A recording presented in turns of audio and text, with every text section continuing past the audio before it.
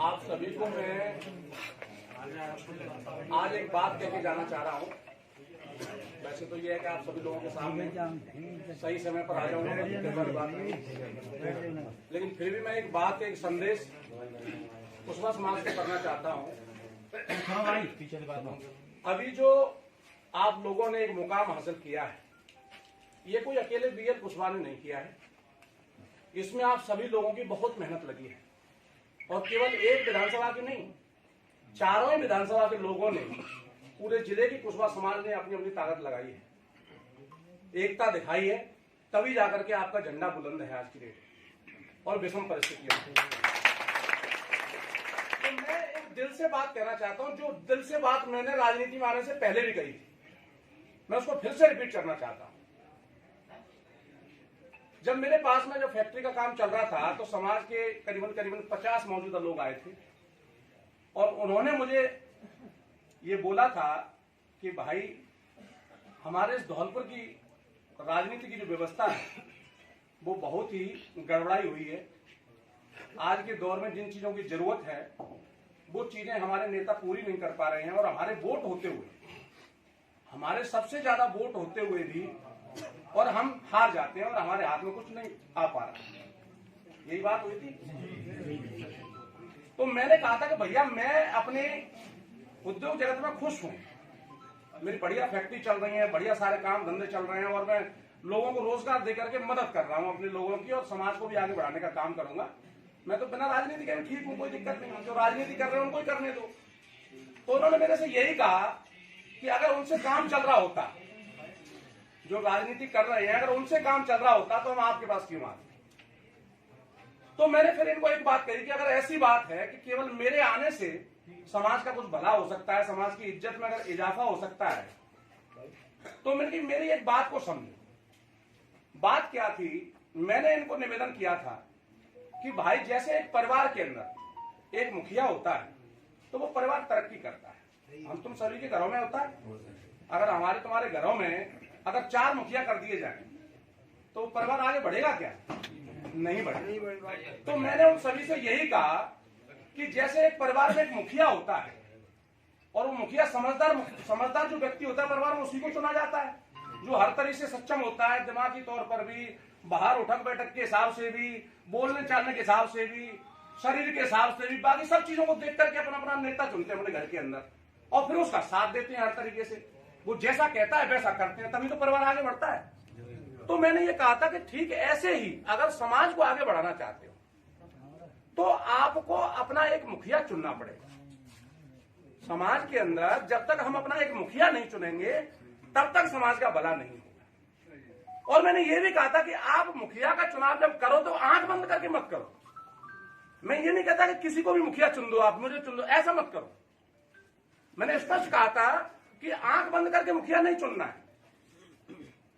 पूरे होशो हवास में हर तरीके से सोचो कि हमारे आज के मुखिया के अंदर क्या क्या चीजें होना जरूरी है, जो अन्य ताकतों से, कोटि और महलों से जो आदमी टक्कर ले सके। तो मैंने ये कहा था कि ये बात हम गांव के प्रत्येक गांव चल चल के देखेंगे। 300 गांव थे। समाज के लोगों ने मुझे बताया कि हमारे चारों विधानसभाओं में कुशवा समाज के 300 गांव आते हैं और मोहल्ले आते हैं।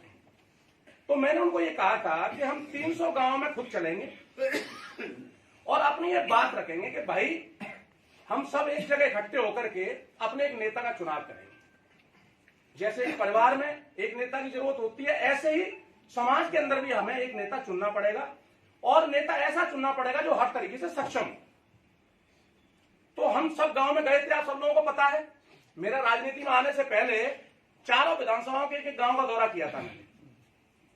शायद ही कोई एक आध गांव ऐसा बचा होगा जो जिसमें और भी समाज के लोग हों या थोड़े कम हो, तो इसलिए वहां तो शायद नहीं गए हों, लेकिन जो प्योर कुशवाओं के गांव थे उन सब में मैं खुद गया था पूरी टीम के साथ।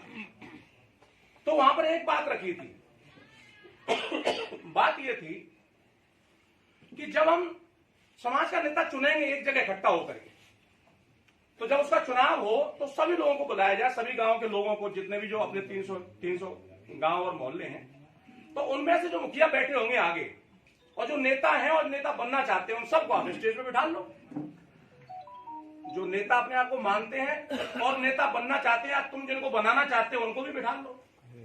और स्टेज में बिठाने के बाद में जो जनता जनार्दन बैठा होगा हमारे पूरे 300 गांव से, जो हर गांव के मुखिया बैठे होंगे सामने, उन सभी मुखियाओं से ईमान धर्म से पूछ लो कि आज के दौर में कैसे नेता की आपको जरूरत है। अगर वे सभी मुखिया ये कह दें कि नहीं हमें राम सिंह चाहिए, तो ईमान धर्म से सब राम सिंह के साथ हो जाओ। अगर कह दें कि हमें हरिओम चाहिए, तो ईमान धर्म से हरिओम के साथ हो जाओ। अगर कह दें बीएल चाहिए, तो बीएल के साथ हो जाओ। अगर समाज कह दे कि राम बिहारी चाहिए, तो राम बिहारी के साथ हो जाओ। लेकिन मैंने एक शर्त रखी थी। शर्त क्या रखी थी कि अगर एक बार नेता चुन लिया जाता है, अगर समाज एक बार किसी को नेता चुन देती है, यानी पूरा समाज ये कह देता है कि हमें तो भाई रामवीर चाहिए,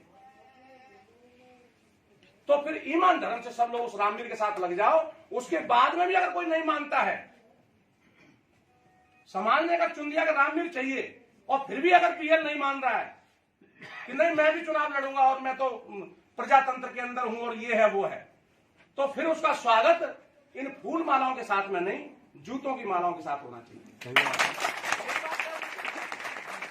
यही बात तय हुई थी। लेकिन आप लोगों ने कड़वी दवाई नहीं पिलाई। सही बात है। आप लोगों ने थोड़ी सी शर्म कर ली कि अब इसमें जूते क्या मारेंगे। आप सबने देखा कि इस समाज की एकजुटता को तोड़ने के लिए कोटी और महरों ने मिलकर के ऐसा षड्यंत्र रचा कि मेरे रिश्तेदार को मेरे सामने खड़ा कर दिया, जबकि वो चाहता तो दूसरी सीट पर भी जा सकता था अगर थोड़ी बहुत भी शर्म होती, और वो भी ऐसी पोजीशन में जब समाज का एक बेटा अंदर पड़ा हुआ था। सही बात है। उसकी पत्नी अपने बच्चों को छोड़ करके समाज की इज्जत के लिए लड़ रही थी। पूरा समाज एकजुट होकर के काम में लगा हुआ था। लेकिन धन्य मानता हूं धौलपुर की जनता के लिए और धौलपुर विधानसभा के लिए कि उन्होंने एक गांव में भी उसको घुसने नहीं दिया। एक गांव में घुसने नहीं दिया। और इस बात को सारा समाज मान गई कि कुशवाहा समाज की एकता देखनी हो तो पूरे हिंदुस्तान में धौलपुर में जाकर के देखो। तो इस चीज का तो एहसान मैं जिंदगी भर नहीं चुका पाऊंगा। लेकिन आज मैं फिर कहता हूं आपको कि हमें एकजुट होना पड़ेगा। एकजुट होना पड़ेगा। जैसे बीमार आदमी होता है ना, बीमार आदमी का इलाज करने के लिए दवाई कभी मीठी दी जाती है क्या? कड़वी होती है ना। इंजेक्शन कड़वा होता है, गोली कड़वी होती है, सब कड़वा ही होता है, तभी उसका इलाज होता है। तो ऐसे ही ऐसे कोठी और महलों के जो चमचे हैं, इनका इलाज जूते के साथ करना पड़ेगा। और जब तक आप इलाज नहीं करोगे, समाज के लिए हमेशा कोई न कोई मुर्गा सामने रख दिया जाएगा समाज को तोड़ने के लिए। और मैं उन सबको कहता हूं, मेरी कोई बुराई नहीं है किसी नेता के साथ में। मैं आज चैलेंज करता हूं, इसको नोट कर लो वीडियो के अंदर और पूरी समाज को दिखा देना जाकर के। मैं आज बीएल कुशवाहा अपने बाप का नहीं, अगर पूरी समाज इकट्ठी होकर के किसी एक नेता का बोल दे कि भाई बीएल अब तेरी नहीं, 51% लोग हम फलाने व्यक्ति के साथ में हैं, मैं ईमान धर्म से कह रहा हूं राजनीति छोड़ दूंगा। मैं आज भी इस चीज के लिए चैलेंज कर रहा हूं। जितने भी धौलपुर जिले में नेता हैं अपने, जो चुनाव लड़ना चाहते हैं, आगे बढ़ना चाहते हैं, समाज के बीच में आओ। समाज के बीच में समाज से पूछो कि समाज क्या चाहती है।